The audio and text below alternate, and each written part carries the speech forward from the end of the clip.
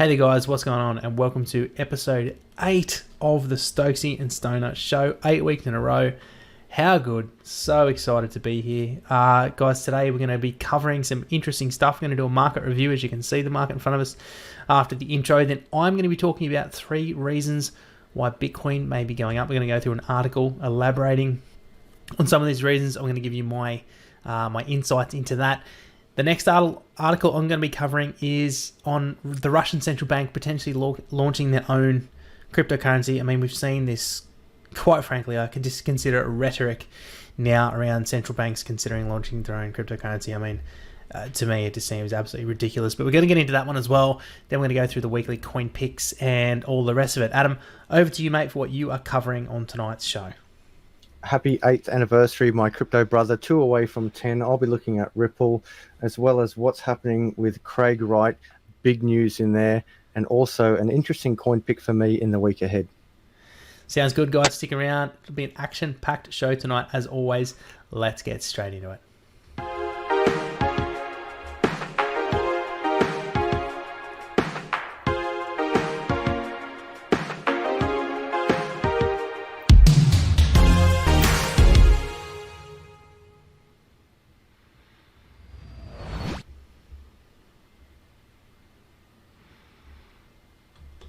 Alright guys, welcome back to the show. You are here with Stokesy and Stoner. Welcome back. First off, taking a look at the market and how it's performed over the past week. Now, we've had another rally. Adam, every single week we do this, literally within a day or two, we get a rally. I mean, no doubt it is us. We are causing this rally, guys. I mean, I'm sorry to the haters out there that were commenting recently saying that we're not causing it. I'm sorry, we are causing this rally. No, we're not. That's just being sarcastic. You know you're going to get that smart ass comment saying, what do you think that you actually caused it? Oh, that's the thing. With it, learn Australians, this is how we speak. That's how we speak. And the better you can convince someone that you're being, like, that you're serious, the better you've pulled off the joke. I mean, that's the nuance in it, is looking serious, but just giving that one little element of sarcasm for them to figure that out. When I lived in Korea, it was the complete opposite, because they are, in fact, so serious. Some of the fun I had, especially with the kids that I was teaching, when I pulled their leg with a very straight face, they're just like, no. I remember this one kid in an elevator. He said to his grandmother, he goes, "Omonim 외국인 미국 사람이에요," which is, "Hey, grandma, look, that's an American." And in Korean, I replied to this kid, "아니요, 한국 사람이에요," which is, "No, I'm Korean." And this little kid looks at me and he's like, "No, you're American." And I said, "아니요, 미국 사람이에요, 한국 사람이에요. I'm Korean." And this kid just looks at me and goes, "Oh, okay, you're Korean." You know, there's a bit of digression from where we are in the markets. Going down this list, Beau, check it out. Again, a nice little increase on the last 7 days from Bitcoin. And when I say a little increase, 17.5% in 7 days, that's huge, man. Absolutely huge. Ethereum huge. Also up 10%. XRP, which I'll be talking about later, 12.71%. And Litecoin, we've had a big run up, but it's still up there at 3.31%. And EOS holding its spot there at number 6 at 10.9%. And Bitcoin SV, of which we'll also be talking about later, look, another huge increase at 20% in the last 7 days. Yeah, it's been an absolute cracker of a week. You know, like you emphasized earlier, Adam, such a big increase on Bitcoin is monumental. I mean, when we're talking, you know, prices up around $8,500 to $9,000 every 10%, you're looking at, you know, $800-900 on top of the coin price. So as the price goes up and up, these percentages are going to have more of a price impact over and over. It's and that's the exciting thing about the price of Bitcoin as it starts to rally. You know, back in late 2017, when we were looking at, you know, prices of like $15,000, you know, 10% increase was another $1,500. It was just absolute insanity. But what this is showing is Bitcoin is holding its weight and continues to be a strong coin. You know, as we always say, it's the number one. We focus on it, Adam. As we know, we put a lot of attention, energy on it because it is Bitcoin.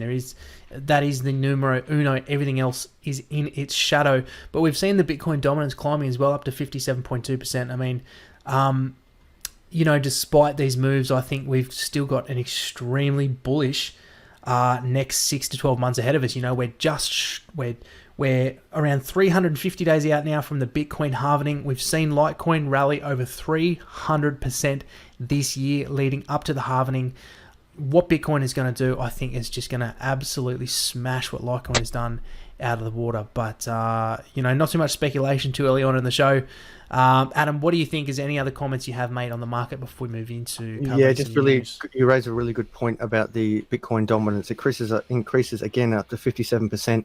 Now, this increase in the Bitcoin dominance, I have been living and breathing crypto for a long time, but particularly in the last week. And there is big talk about the death of many altcoins. Now, I don't think for a second that all altcoins will die. But the reality is there's about 3,000 altcoins out there. And I actually want to get your opinion on this. So the godfather, Andreas Antonopoulos, says there's no reason why we can't have many coins. But at the same time, Andreas is really big on Bitcoin. And when he goes to conferences, they say, let's talk about blockchain. And he's like, no, we're going to talk about Bitcoin. So if I could ever speak to Andreas, I would say, well, you love Bitcoin and we love Bitcoin and Bitcoin's everything. And although we've got all these other altcoins, and Andreas says there's no reason why a kid playing on his phone at midnight couldn't make his own coin. And if the market decides, whether that market is his school or his sporting club, says, hey, there's a value in this coin, then there's a value in this coin. What are your thoughts, Beau, on what's going to happen to the altcoins in the future? How many are we going to be left with? And do you think part of this dominance of Bitcoin continuing to rise is people selling out of their altcoins and getting into Bitcoin, or just simply going all in on Bitcoin and not even bothering with the altcoins? A good couple of questions. What we're seeing is the evolution of cryptocurrency playing out, and many different hypotheses right now are being tested in real time. So many people thought that altcoins were going to die in the bear market, but as we know from the data, kind of the opposite happened, where everything lost value, the entire market lost value, but altcoins became more correlated to Bitcoin. Now, as Bitcoin is starting to go up, as we're seeing that dominance, what we are seeing is a sell down of altcoins into Bitcoin. But adding on top of that, in the recent week, we're seeing the United States having a very hard stance towards exchanges offering trading pairs to American citizens. So a lot of the supply, or the accessibility or liquidity, to be more technically correct, of altcoins is being massively impacted, to the point where Binance.com is ceasing to offer operations to that main website to United States customers. So we're talking a huge part of the entire crypto market, a huge part of the capital will no longer be able to access a bunch of really big altcoins. Now, it's also important to note that it might only take a 20% sell down of the top 20 altcoins for Bitcoin dominance to move, because a lot of capital is in the top 20, top 30. A lot of the other altcoins may not even move. You might only have, money coming out of Ethereum into Bitcoin will change the dominance. So I think it's an interesting indicator, but I also think that what we've seen in the past is when Bitcoin rallies, let's say the dominance of Bitcoin keeps climbing and Bitcoin rallies to, let's say, over $100,000. I do think we could see another event where people take profits, sell down into altcoins. We've seen it before, where you kind of have this lever action where it's either one or the other. It's hard to say exactly what will happen for sure, but one thing I always rest on is, what does the data say? Altcoins are still correlated to Bitcoin, but keep eyes and ears to the ground, watch what is happening in the regulatory space, and just always evaluate your portfolio and keep making real-time decisions.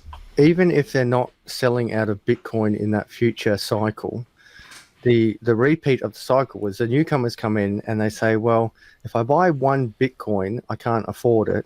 But if I buy 100,000 red coins or Bytecoins, I can actually afford that.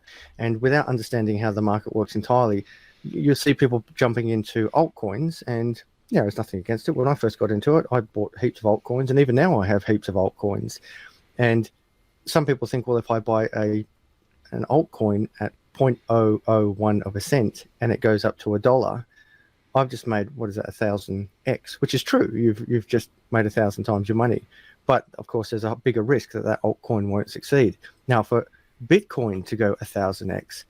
That's a lot of work. That is a hell of a lot of work for a coin that's valued at $9,000 to go up 1,000 times, whereas a coin that's valued at a tenth of a cent or a hundredth of a cent to go up 1,000 times isn't as much work, but it is kind of riskier. You were talking about the 3 reasons why BTC will go up.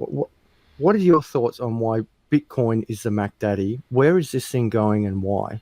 Yeah, look, there's an interesting article here from CoinDesk that attempts to explain the rationale for Bitcoin's price jump, and I'd just sort of be interested in going through some of these reasons and picking apart and giving my opinion on them. So the first one here is they're speculating that Facebook launching Global Coin is having an impact. So it says here the social media giant is set to unveil its very own stablecoin, reportedly called Global Coin, on Tuesday, June 17. With a launch to follow in 2020. The project has reportedly already secured the backing of over a dozen companies and is seen boosting the pace of widespread cryptocurrency adoption by many, including Barry Silbert, the founder and chief executive of Digital Currency Group.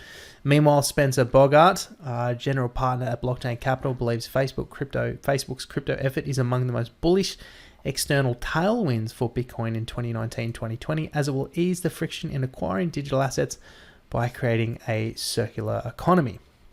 The hype garnered by Global Coin likely put a bid under the cryptocurrency over the weekend. That, however, makes BTC vulnerable to sell the fact trading following the expected white paper launch on Tuesday. So, in general, I actually do think Facebook, this coin, whilst I'm not particularly fond of the idea of a Facebook coin. I do think it is a positive overall because of just the billions of people that have Facebook becoming familiar with cryptocurrency. There's going to be a communication strategy around Facebook releasing it to get people up to speed on what cryptocurrencies are. Many people still won't know. So as a potential capital inflow into Bitcoin in the future, I do think this is very positive in that regard. It makes me more bullish on Bitcoin's adoption worldwide, if that makes sense. And, for these platforms to have their own currency, it is kind of logical from a business sense, not from a money Austrian economics perspective, but from thinking from them as a business, especially when you have a lot of these social, WeChat currencies and things like that. It makes sense. So overall, I think it's going to help Bitcoin go up in value over time. Put it that way. The next one here, we've got Binance.com bars US customers. So interestingly, they say here that the announcement led to a sharp sell-off in Binance's very own native asset, Binance Coin. The price of BNB fell 12.8% to 25,209 Satoshis on Friday and hit a 1-month low on Sunday. The slide indicates that investors have rotated money out of BNB and possibly into Bitcoin, pushing the top cryptocurrency higher, as discussed by Alex Kruger, a prominent FA and TA analyst. I don't know if I agree with that because many people using platforms like Binance use stablecoins, not Bitcoin as their base currency. So I imagine many people would have sold off Binance actually into something like Tether or GUSD or another stable coin, maybe even DAI or Maker. I can't remember which one is the actual stable coin. I would be surprised if people went into Bitcoin because of this event. And as we can see, Binance has basically already recovered since this, and Bitcoin has remained. I agree, Beau, and I'm sorry to jump in on your story there, but I actually released a video on this 2 nights ago, and what I said in that was that, first of all, Binance isn't everything. It's only one exchange. It's not all exchanges. And second of all, America's not everything, and I don't mean that disrespectfully to the good people of America, but this is a truly global market. And one platform operating in one market doesn't influence everything. And America actually isn't the dominating market in crypto. It's just one of the markets in crypto. And although Binance has had huge success, you are dead right. You can see the reality is that the coin, even in the last 24 hours, is still up 3.89%. So remember, to our viewers, Binance is both an exchange and a coin in itself. And so it's sort of got two sides to Binance. But, if what did happen in America pushes Bitcoin up, that's fine. But I agree with you, Beau. I don't think this in itself was a huge influencing factor. But what was the third one that you had there? Yeah, so the third one is the Litecoin approaching the halving event. So it says here the upcoming Litecoin halving set to trigger on August 5th, 2019 will cut the reward gained from mining the cryptocurrency by half, meaning Litecoin will become a more scarce asset overall. Litecoin has already rallied 353% this year. Isn't that incredible? Wow, and I did that video back in January and it's gone up 353%. That is unbelievable. And remember, that's a big coin. So if it's a tiny altcoin that's only like 0.10 of a cent, that's not a huge jump. But for a big powerful coin like Litecoin, that is a huge jump. Yeah, you're right. Yeah, and it just says here that may have added fuel to the ongoing Bitcoin's price rally. It is worth noting that Litecoin led the broader markets higher in the first quarter with 100% gains over the period. So what my take is on this is Litecoin is contributing to a natural fundamental growth in the markets following a classic bear market. So I'm very much a fundamentalist. I'm not a big TA guy. I do know events do have an effect on the markets, especially during periods of euphoria. But I'm very much a fundamental guy where you just understand markets from a broad perspective, from a strategic perspective, and you just buy and hold. And I think Litecoin halving, it's part of a cycle where Litecoin halves around a year before Bitcoin, coming off the back of a severe bear market. It's kind of just the natural cycle of the market to start appreciating again. Now, Litecoin is bringing in capital. Obviously, it's up 353%.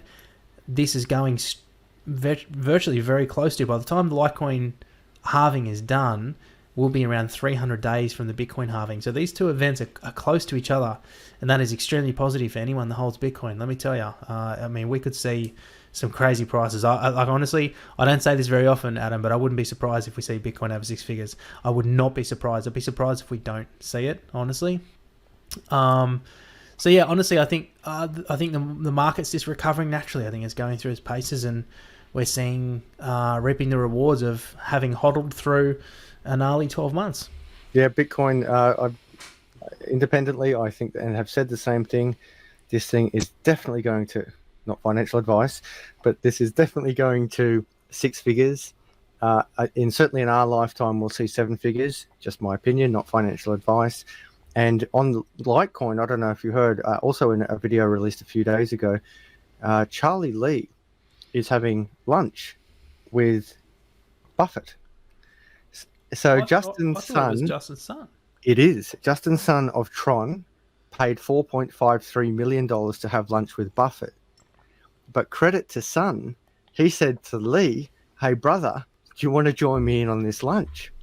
So here we have Charlie Lee of Litecoin and Justin Sun of Tron going to have a lunch with Buffett.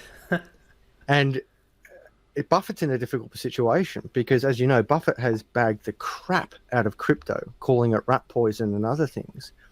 And, you know, it takes big humility if Buffett finally opens his eyes and ears and goes, "Oh, hang on a second. I think there's something in this so-called rat poison that's been around for 10 years and has billions of dollars worth of market cap just in one coin or collectively across the entire market." For Buffett to eat his own words and somehow adopt crypto, that will be a huge display of humility, professionalism, and progress, especially from an older guy. I don't know if that's disrespectful, but let's face it, the older you get, the more you get set in your ways. But good on Justin's son of Tron, whether you like Tron or not, to first of all pay $4.5 million to charity. Well done. So the money is going to a charity. For using that opportunity to speak not alone with Buffett, just to plug his own coin, which I'm presuming he will, but also taking on a competitor, Charlie Lee, to join him on that lunch. And combined with everything that you just were saying about Litecoin, this, my friend, if a billionaire, a well-respected billionaire, is now talking with developers of crypto, we could see big movement in both these coins. And the other thing is, a lot of traditionalists who hate crypto and love Buffett, if they see his dear leader suddenly supporting crypto, man, this thing is going past the moon and on its way to Mars. You know, you raise a good point there. I'd kind of reserved myself as to what opinion I had on this whole lunch with Buffett thing, and I still don't know exactly where I feel about it, whether I think it's a good thing or just a waste of time. It's certainly not a bad thing, but I think you raised a good point there, just in regards to sentiment. I think it's a very positive thing for the community, and people seem to be rallying behind it. It's actually, it has sowed some good energy into the community, right? On the back of the market picking up and everything getting more positive and positive. We're starting to get those early signs of not euphoria, but people are just feeling good again. And it's great. I love it. So yeah, and look, at the end of the day, Beau, and I put this out to our viewers, there is a lot of passion in crypto. Now, some people love X coin and love Y coin and hate Z coin and B coin. The analogy I've been thinking about all day for today's show is, if you've ever played on a football team or been in a military fighting unit or been part of a big family, you have people in that unit, team, or family that you may hate on an individual level. But when someone else outside of that family, unit, or team picks on your brother, your dog, your teammate, whatever it is, we all rally together and we're like, don't you mess with this person. I'm going to back them up. And I kind of see that with crypto. We might love Tron or Cardano or Bitcoin or EOS or, heaven forbid, even Bitcoin Cash or SV. But when someone, and we have our little bickers in the crypto community about these coins, which one's better. But when it comes to someone like Buffett saying crypto at whole is rat poison, we don't care. In the crypto space, we're like, I don't care if you cheer for Tron, Monero, Dash, or Cosmos. We're all crypto brothers. We're all fighting together. And the sentiment, you're right, the sentiment of Tron and Charlie Lee, so Tron and Litecoin, which is Lee and Son, getting together to speak to, if you will, the enemy or someone who's been picking on the crypto space. My crypto brothers and sisters, we are a family. United we stand. Whichever team you cheer for, this is good for the crypto space. Yeah, mate, couldn't agree more. And look, probably a good segue into your first article, mate. Why don't you give us a rundown on what is happening with Ripple and Sir Brad Garlinghouse and this announcement and publishing? Okay, this is actually, I think, a perfect segue because it is no secret. So I'm going to prove what I'm saying here because I don't like Ripple. I know people do love Ripple, and I don't like Ripple because, although it's a crypto, I don't like it because it doesn't break away from the banks. It basically supplements the banks. So Ripple, in my opinion, is a way of the best analogy I can give is this. We have the horse and car industry, and then we invent the car. So the horse and car industry is the older model, and then the car is Bitcoin. And then Ripple, which is the horse and car industry, says, all right, well, we kind of, and I'm taking the Godfather's analogy here, so I'm not going to claim full credit for this analogy, but I love it. The Godfather says, well, the horse and car industry, Ripple, all the banks, say, look, we kind of like what you're doing with this car thing over here. So we're going to take our old wooden wagon wheels and we're going to take the tires off cars and put it on our horse and cart. So it's still a horse and cart, but we've updated our wheels. Now, the reason why we apply this sort of to XRP, now again, I'm speaking positively of XRP here, but the reason why I don't like it is because as opposed to going for a decentralized model with a relatively small supply, Ripple is in fact just adding on these wheels to their horse and cart. And the way they're doing this, in my opinion, is they're basically taking the blockchain technology and applying it to the banking system. Now, if you're a purist, if you will, in crypto is about breaking away from the banks and not being part of the banking system.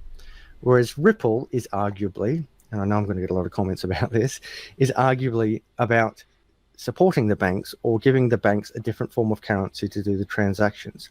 But going on to this article here from Brad Garlinghouse, he says, new MoneyGram partnership will have big impact on XRP-powered XRapid. So MoneyGram competes with Western Union for remittances. And remittances is where we send money across the world. And it's a multi billion, I think even trillion-dollar industry that operates where people send money from around the world. The article says, Ripple CEO Brad Garlinghouse says the company's new partnership with money transfer giant MoneyGram is a big step forward for emerging blockchain and crypto industry. MoneyGram will use Ripple's cross-border payment product XRapid to settle cross-border payments using the digital asset XRP, according to a press release. Ripple announced a strategic partnership with MoneyGram on Monday. Garlinghouse told Bloomberg TV the partnership will help Ripple transform the cross-border payments industry. He says, the deal is a big step for Ripple, but I think it's even bigger step for the overall industry. There's been a lot of excitement around the blockchain and digital assets, and crypto can mean for the industry, and I think it's the reason why players, Facebook, are diving in also.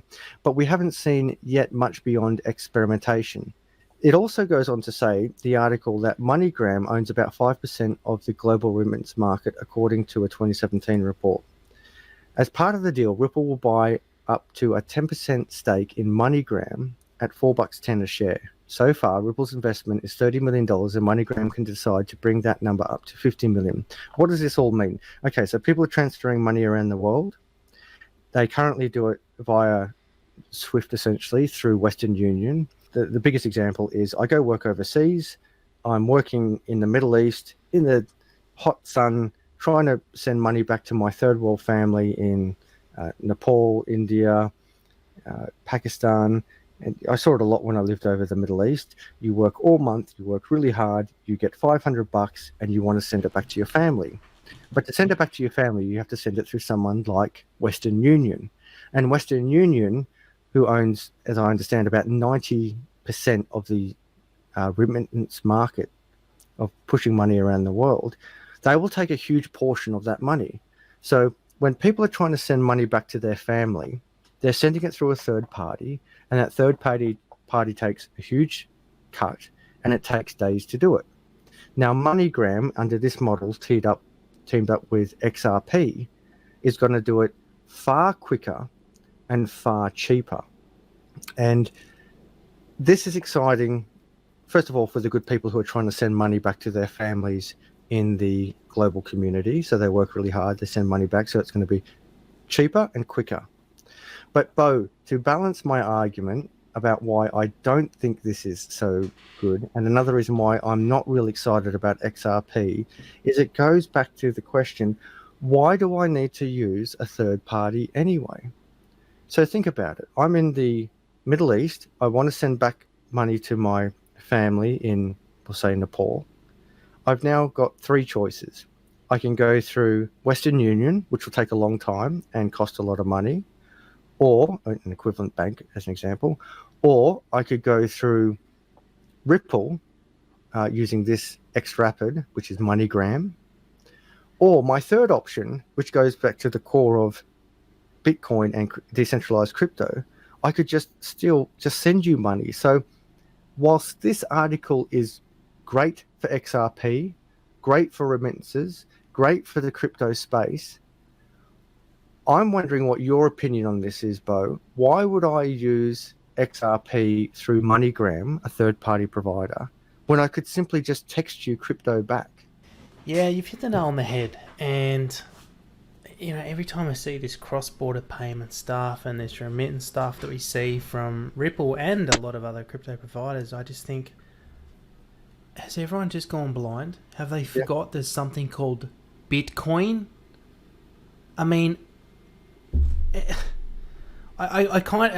sometimes I'm a bit lost for words, because I'm thinking, here's this blockchain that is 10 years old, that has all this infrastructure, that has dozens and dozens, if not hundreds of wallets, that has exchanges in just about every country in the world, that has local Bitcoins, Paxful, all these companies where you can trade peer-to-peer Bitcoin.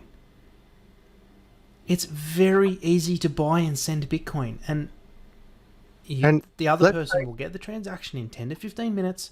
You can send them a link. It's trusted. I don't need to trust Ripple, the company. I don't need to trust any central institution. I'm not paying administration staff's bills in conducting this transaction. That is exactly right, my friend. And this is why this article, in my opinion, is just a transition for crypto. So people who don't fully understand that I don't need a third party. And it goes back to that analogy of I don't need to strap tires or good wheels on the old horse and car. I can just have a car. I don't need that old technology anymore. I don't need a third party. I can just have my own vehicle to make this payment. Now, let's say you do love Ripple for whatever reason. That's great. You can still text without a third party, essentially Ripple from one wallet to another.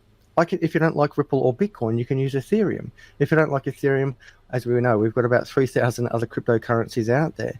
So I think for people who still don't understand crypto entirely, this is a good stepping stone to use a third-party provider that they're more comfortable with, essentially a bank or a remittance house.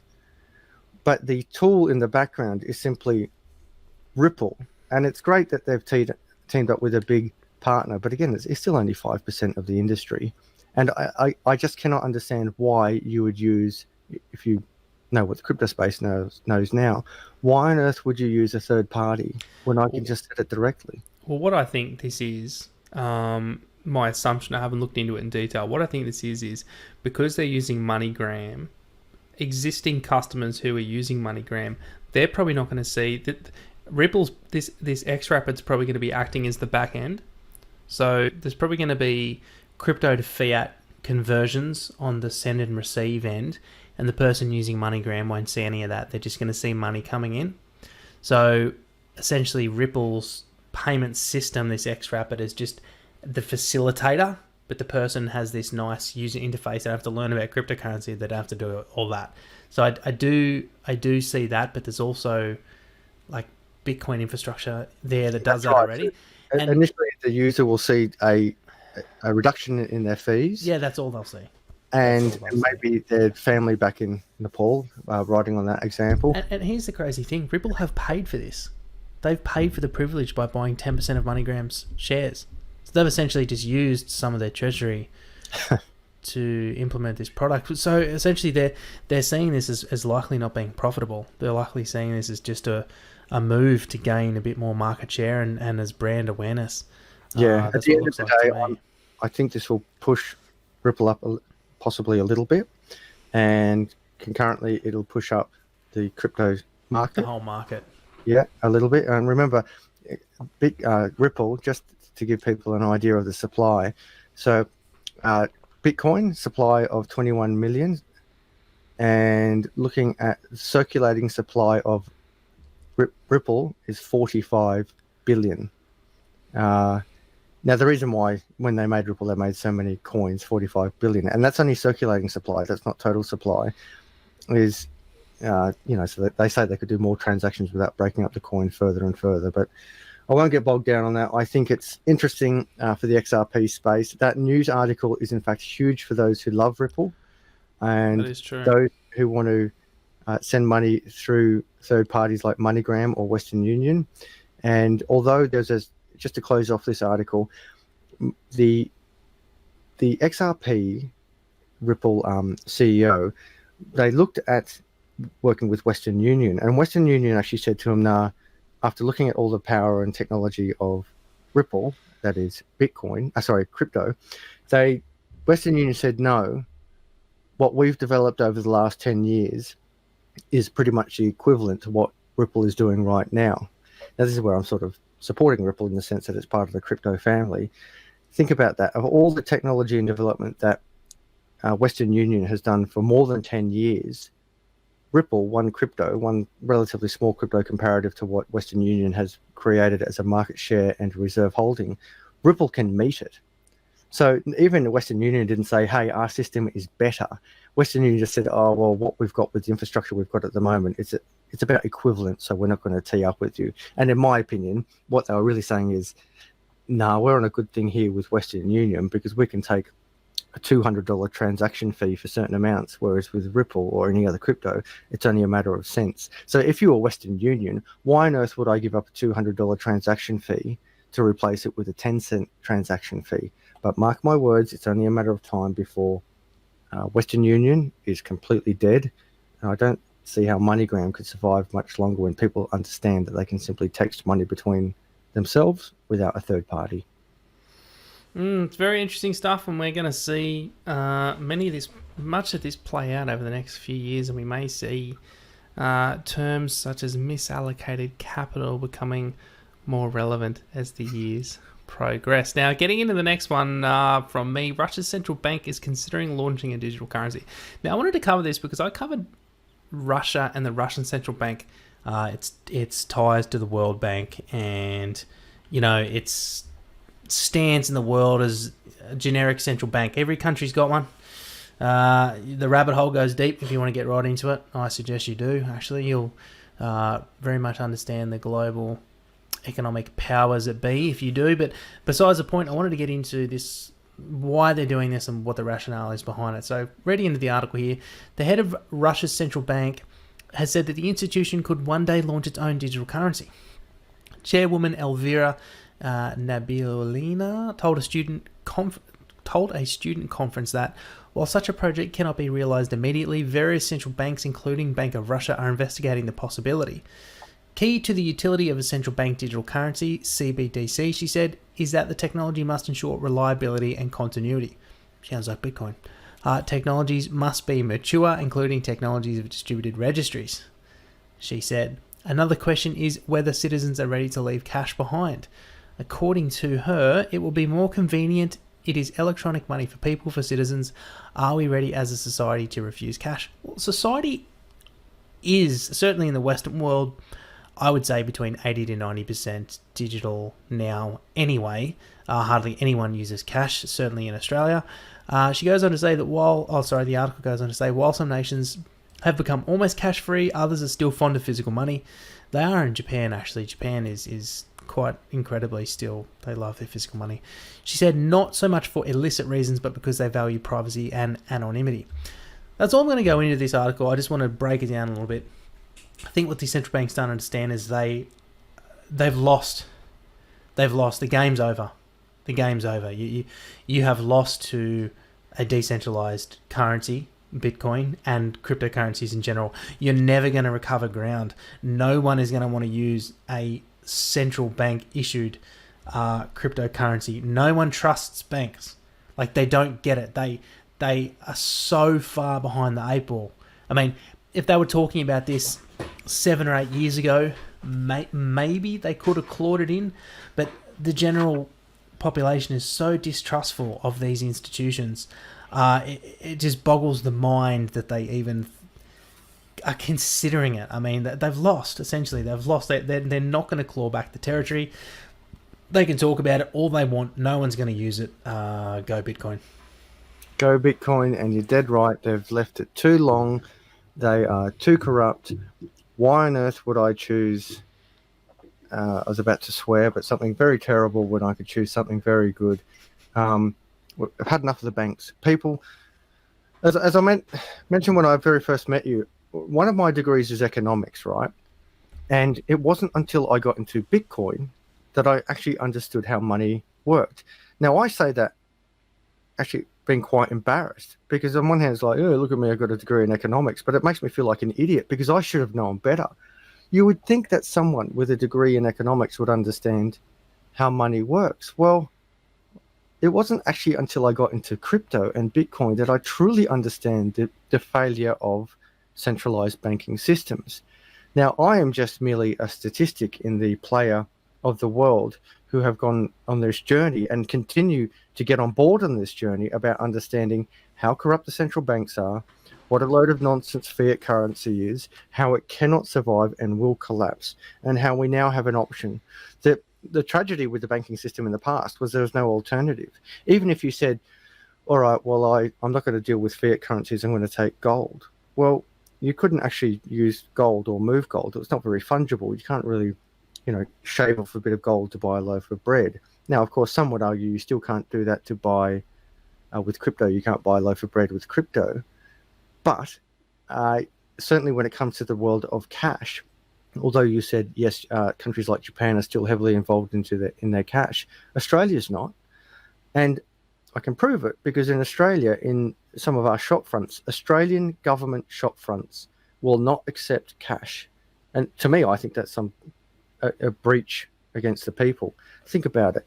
The nation of Australia says, here you are, people, here is legal tender. Then that same government says, oh, by the way, here's a bill you've got to pay. So you take the legal tender that the government gave you and you walk into a government shopfront and say, hi, I want to pay my rates. And then that shopfront has the audacity to turn around and say, we don't accept that money here. You've got to go get a credit card and go through a third party, a bank. And you see it, like it might be a pensioner or a battler or an old person or just someone who says, no, I don't want to work with a bank. Well, the Australian government in many shopfronts won't accept their own legal tender in their own shopfronts. So people will just simply move away from this because they've had enough. And in the end, if the government won't accept its own hard cash and pushes people to use a centralized digital currency, power to the people will speak, we will choose our digital currency. And it's already here with Bitcoin. Go Bitcoin. Yeah, that's very odd. That is very odd. And I think I have seen that myself, Adam, where a publicly owned or government run, service doesn't accept legal tender. It can't be right. There's got to be an issue there. And I'm sure if someone had the time to look into it, they would probably find it. If the government said, okay, we don't take cash, but we're going to issue you a Commonwealth of Australia credit card that is not linked to a centralized third-party private entity. I'm cool with that. I'm cool with that because we're for digital, we're for cashless societies. That I'm cool with. What I'm not cool with is that they say you have to go through a private, non-elected entity, and let's face it, a foreign entity. So if you're going through MasterCard or Visa, that's not an Australian company. And no matter what country you're in, except for, I guess, America, it's not an American company. Now, it might be publicly listed globally, but at the end of the day, it's still a private, non-elected commercial entity that the Australian government is saying, you have to give this people a bit of the cut of your money. So, of course, MasterCard and Visa's like, you beauty. We're going to take a cut of every single transaction that happens between the people and its own government. But speaking about governments, over to the United States, where a Florida judge isn't buying what self-proclaimed Satoshi Craig Wright is selling, says attorney. This is big news. This just out today, Beau. Craig Wright, the computer scientist behind Bitcoin SV, which is Satoshi's vision, who says he created Bitcoin and authored the white paper, is being compelled by a Florida judge to prove his Bitcoin holdings by Monday. The federal court has also summoned him to speak under oath by the end of the month. Wright's legal battle continues against the estate of David Kleeman, who Wright says was involved in the invention of Bitcoin. Ira Kleeman, Ira Kleeman, the brother of deceased tech entrepreneur, claims Wright abused a complex multi-year partnership with Kleeman to misappropriate over 1 million BTC worth billions of dollars. The court's latest motion is intended to compel Wright to prove his private Bitcoin addresses. Wright earlier tried to thwart the court's demands by claiming the addresses were held by a blind trust. Failure to comply now, however, could constitute a legal crime and spell more legal jeopardy for Wright. Attorney Stephen Pally, a partner at Anderson Kill in Washington, D.C., says he believes sanctions are coming. So, bit of background for our viewers. Craig Wright says he invented Bitcoin. He says he drafted the white paper. A while ago, he went on television and said, I am Satoshi. I will never speak about this again. I will never talk about it again. And ever since that time, he's been so publicly outspoken about being Satoshi. And now in this court, this could, Beau, actually come back and bite him very, very hard. If he is Satoshi, fantastic, we found Satoshi. Although the entire crypto community, nearly the entire crypto community says he is not Satoshi, and he has still failed to unequivocally prove that he is Satoshi. If he's Satoshi, great. But if he's not, it appears, as this article says, lying under oath could constitute a legal crime, and this could spell huge jeopardy for Wright. And here's the great thing about the court, and here's where, I know Craig has some very loyal followers. He always has. Those followers comment on every single one of my videos. They watch the videos just for a reference to CSW, and if they see it, boom, they're commenting there on it. And they're cranky at me for mentioning him in any way. But here's the thing. In a democracy, you have a court system. There's a thing called discovery. Discovery requires people involved in the court case by law to produce certain documents that the judge wants, right? So this case will be settled in court once and for all, and we'll be done with it afterwards. Yep. Whether he is Satoshi or whether he's not, this is how it's going to be sorted out. So all I can say is this is great. Let's get it done, right? Let's get it done. Let's get through this. Let's see the documents. Let's see everything that's happened behind the scenes, which we're going to, and let's see where this lands. I think it's great, and I'm enjoying watching it from the sidelines. Yes, and this is, I agree. The beauty of democracy is, hey, you've got a case, prove it. Present your documents. If you're the man, you're the man. If you're not the man, well, your day of reckoning is coming. And for those of you who support Bitcoin SV, great. Again, you're part of the crypto family. And yep, Bitcoin SV is doing well in the markets at the moment. But there is only one Bitcoin. There will only ever be one Bitcoin. And just because you fork a fork doesn't mean you're Bitcoin. And no matter what you put in front of a title saying it's Satoshi's vision, I saw a bit of a meme out there today that why would Craig Wright call it Satoshi's vision when he'd just call it my vision? That's good. Well, did you see the clip, Adam, recently circulating where he was talking at a conference, and the way he was describing the white paper was that he read a certain section of it in like 2007 or 2008, and then quickly had to flip and say that he wrote it. Did you see that? Yes, I did. I actually think that's listed at the bottom of this article. Scroll all the way to the bottom. Oh, I've got all my... Here, let me see. I'll just turn off all my shields. I'm using the Brave browser. Yeah, I think what you're referring to is at the bottom. It's a tweak by hashtag fake Satoshi, slipping up what like he always does. I remember reading about it. It's not what you say when you wrote it. Oh, is that what you mean? So he actually said, yeah, I remember reading about this. It's like, no, yes. You actually wrote it, brother. Oh, yeah, here we go. Yeah. Reading a tweet here from Danny Knight. Hashtag fake Toshi, slipping up here like he always does. I remember reading about it. Is not when you say when you wrote it, because he didn't. That's a tweet from Danny Knight. But there was more. Here we go. Here's what he said. Back in 2008, it had this section on how identity worked in Bitcoin. I remember reading it. Probably when I wrote it. That's an odd thing to say, don't you think? Don't you think that's odd? Do people talk like that normally?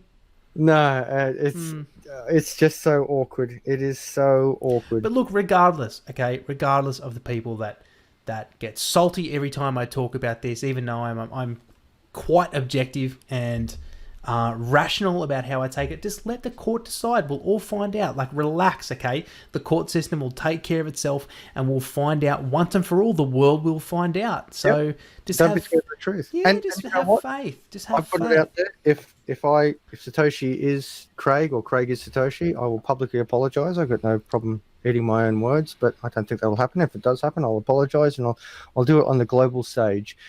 And also, if go the other way, if he is not Satoshi and Bitcoin SV survives because the market says we love SV, I'll also say that's okay, because you know what? If the market decides that they love Bitcoin SV, fantastic. If for whatever reason they like Bitcoin SV over Bitcoin Cash or Bitcoin itself, the truth is in the markets, and if the markets decide that they love SV, great. Agreed, mate. Agreed. Look, a good segue from that into our weekly coin picks. Let's have a look and see how we did, mate. Let's have a look at the 7-day charts. What did you pick last week, Adam? All right, so I haven't looked all week because I'm really nervous about this one. I picked Bomb Coin, so this was a high risk. Bomb, yes. Oh, and I wanted so remember, Bomb Coin depletes every coin, and it's not divisible. And actually, one of the commenters, thank you subscribers, they made a really good comment saying, you and I couldn't buy one. You and I would have to buy at least 3 each. Oh, Because one, if say that I'm down to 3, and I want to say, hey, Beau, I'm selling you one bomb coin. yeah. I would sell you one, and one would disappear in the transaction, which would leave Oh. you with 2, which means you could then sell those one, and one would. This is why it's such a great mind experiment, because it's like, yeah, and I really appreciate the commenter who said that. He goes, no, you'd actually need 3. And I'm like, yeah, one might do, because if I have one, I can't sell it. You know what? You're up. Yay! What You're up. You're up on June the 11th, which is when we recorded this. It was around $9.14, $9. It's currently $10.55. So, my friend, you are up. And what about you? You picked Litecoin, I think. Yes, I picked Litecoin. So let's have a look at the 7 days. So here's the crazy thing: is the day after we published the video, Litecoin rallied hard for like 24 hours, nearly 48 hours, and it actually has pulled back. It's still up 3.26%, but we've seen, most of the doge has gone into Bitcoin. But look, for the weekly picks, I'm going to go with Litecoin. Hang on. So who won, you or me? Well, I'm going to have to work out percentages, and my brain's too fried to do that. We're pretty close. Okay. Off the car. I'd say we're pretty close. We're both up. We're both in green. Up. Life is good. But, mate, yes, I'm going to go with Litecoin again. And the reason being is we're approaching the halvening event. I still see some price action to happen before that event. It's always, buy the rumor, sell the news. But we still got some time before it happens. A lot of dough has come into Bitcoin in the past 7 days. So we could see that trickle back into the altcoins a little bit. I'm still bullish on Litecoin between now and then, so I'm going to go with Litecoin again for this week. Adam, over to you, my friend. I may have planted the seed before. You probably know where this is going. If Justin Sun is speaking to a multi-billionaire, and this thing is going to get coverage on the New York Times, Washington Post, CNN, heaven forbid, and about 10 other major outlets, I think you're fine with Litecoin. It's going to go up because it's Litecoin, halvening, and Charlie Lee speaking with Buffett as well. But because Sun is also speaking and leading that argument, leading that discussion with Buffett, I reckon you're going to see human emotion react to this. New players come in and say, oh, Tron or Justin Sun was speaking to Buffett. I'm buying Tron. So Tron's my pick. You're going T-Ron. Okay, so we've got T-Ron, Tron, TRX, and Litecoin for this week. Mate, I think that's a good time to wrap this up. We're at 52 minutes 57. Always a pleasure doing these episodes with you. I feel like I'm loosening up a little bit as we do more and more of these, not being so rigid in how we present it. I think that's good too. I think just coming across more naturally and really liking how things are going, mate. What do you reckon? We didn't even have a beer in our hand this time. I'm off it. I'm trying to stay off the beer.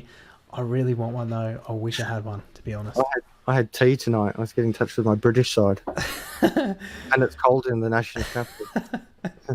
Well, guys, look, a big thanks to you for watching. If you've watched it through the end, I really hope you enjoyed it. If you haven't subscribed to Adam's channel and you're watching this on my channel, there'll be a link to Adam's channel at the end of this video, or you can just go down to the description right now, click the link. Super easy. Boom. Click the link and subscribe to Adam. Content is getting so good on his channel. Everything is just coming together, so definitely make sure you go and subscribe to Adam. If you haven't subscribed to me, make sure to do so. Press subscribe. Make sure to press the little bell button. Really appreciate you coming on board and joining the team. My name's Beau. Thank you for watching. Adam, over to you for the closeout. Beau Stoner, my mentor and friend, thank you for all your support. A quick digression. If anyone ever has the opportunity to mentor or be mentored, make sure you grab it. 1 + 1 = 3 through synergy. Beau, I've learned a lot from you, and I really enjoy the quick and rapid expansion of my channel. Just quickly before I close off, also this weekend I'm talking tax. We must pay tax on our gains in the crypto space. I will be speaking with an accountant this Saturday, so stand by for a accountant's perspective on how we deal with the tax on our cryptos. Great talking to you, Beau. Thanks for listening. Happy investing, and we'll talk to you next time. See you guys.